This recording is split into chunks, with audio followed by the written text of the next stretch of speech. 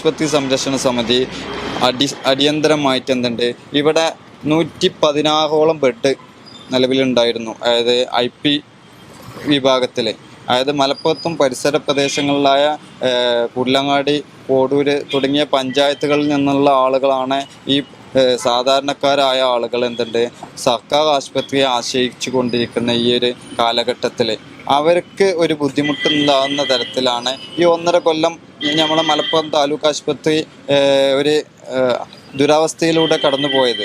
ആ ദുരവസ്ഥയ്ക്ക് അറുതി വരുത്തണം എന്ന നിലക്കാണ് ഞങ്ങൾ അടിയന്തരമായിട്ട് IP സംവിധാനം എന്തുണ്ട്, ഒരു ബദൽ സംവിധാനം ഉടൻ തന്നെ തുറക്കണമെന്നും, ഇപ്പോൾ മഴക്കാലമാണ്, പനി മറ്റുള്ള അസുഖങ്ങളും ഇപ്പോൾ നിപ്പയുമായി ബന്ധപ്പെട്ട് മലപ്പുറം പ്രദേശത്ത് തന്നെ ഒരുപാട് കണ്ടെയ്ൻമെൻറ്റ് സോണുകളൊക്കെ ഉള്ള ഏത് സമയത്തും അത്യാഹിതം സംഭവിച്ച് വരുന്നൊരു ഹോസ്പിറ്റലാണ് മലപ്പുറത്തെ സംബന്ധിച്ച്. അപ്പോൾ അതിന് ബദൽ സംവിധാനം ഉടൻ തന്നെ ഒരുക്കണമെന്നാവശ്യപ്പെട്ട് മുനിസിപ്പൽ ഭരണാധികാരികളെയും DMOനെയും ഞങ്ങൾ എന്തുണ്ട് വീണ്ടും എന്തുണ്ട് ഇതിൻ്റെ ഫോളോ അപ്പ് നടത്തിക്കൊണ്ട് ഞങ്ങൾ സമരമുഖത്ത് തന്നെയാണ് നിലനിൽക്കുന്നത്.